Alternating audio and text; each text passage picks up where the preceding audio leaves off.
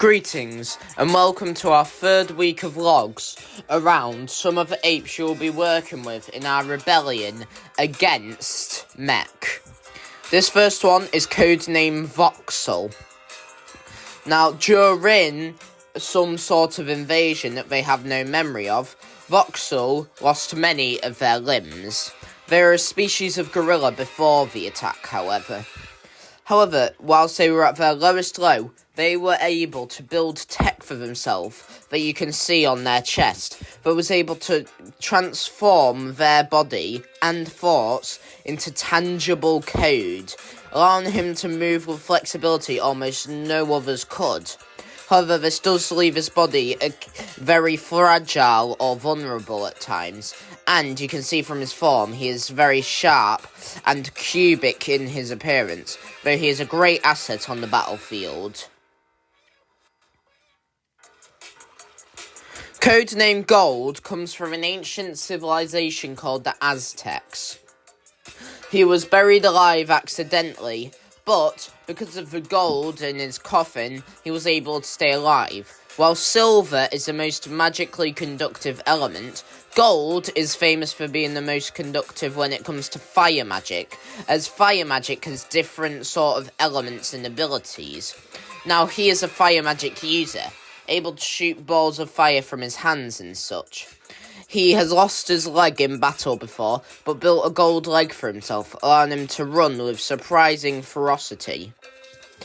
He worships a creature called the Quetzalcoatl, claiming that he is who gives him his fire powers. He also carries a hammer that he can charge with fiery energy to blast. He can shoot many different colours of flames, but his favourite is a dark blue or indigo. Codename Graveyard is a bit reluctant on the battlefield to follow orders, and will at times not follow them very well, instead choosing to go off on his own.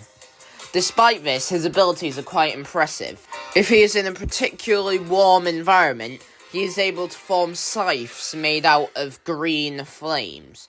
However, if he is in a particularly cold environment, he is able to crystallize the air around him into icy swords. He also has extendable blades from his wrists. Now, as said, he is reluctant, though sometimes it's for good cause. He's exposed muscles, and he increased intelligence on the battlefield. Whilst this is surprised, it is not that unexpected due to his extent of abilities. We believe he was simply born with these abilities and did not gain them in any way. Codename Moth is one of the people who works at HQ, as you would say. He doesn't go on the battlefield that often, though he sometimes will. He simply works there to plan out missions, as he is incredibly smart. He carries a walking stick for him to walk as he is old. However, due to his abilities, in early life he lived a lonely life. However, he went into research on many different types of magic, and his silver fur actually allows him to control much more magic than most people. He is not that good at combat magic, as he has never particularly practiced it, or he just naturally has an aversion to using it, as some people do, unable to use a particular type of magic. But he is able to use visualization magic, creating light constructs to visualize what we will need to do on upcoming missions. This makes him a great asset. Codename Mushroom is another one who is reluctant to work with us. However, they still do so. They have mushrooms that grow across their body, and they are able to control such fungal species because of pheromones they release from their body. These pheromones are created by the mushrooms that grow on top of him symbiotically with him.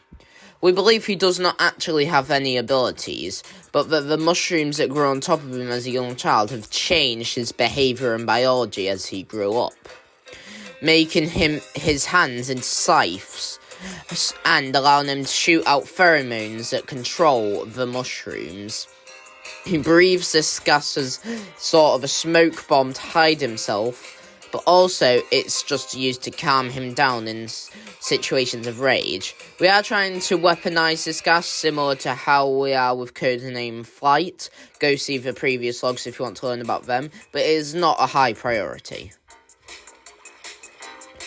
Codename Railgun is another one to make their own machinery. Now, one of their hands is modelled like a pistol. They built this for themselves after they lost their hand in another great battle. We do not know what this battle is, but he does said it was associated with mech. He has a railgun on his shoulder that he built for himself, that charges up with electric energy to then shoot out bursts and bolts. This is connected to his brain via a chip. We are not exactly sure how this works and how much magic it actually uses, so we are putting in research on this. His hand is formed like a pistol and his tail like a railgun, but he controls drones that fly around him, using kinetic energy and magnetizing his metal bones, allowing him to fly. These orb-shaped drones also shoot out bursts of energy like a railgun, though they do take a long time to charge. Codename Hare is someone we actually force to work with us, something we don't do often and so only do it in dire circumstances. They weren't born with many extensional abilities like other people.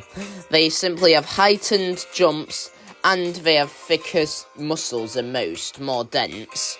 However, we do believe their abilities also sent them into a manic state. They have been sent crazy. We do not know if this was because of their abilities or because of mech invading and something to do with the gases they released. Now, this is only giving clearance to some high-level recruits, so you've all made it past the first wave of recruiting. And next week's vlogs will be considerably longer, so prepare yourselves from that.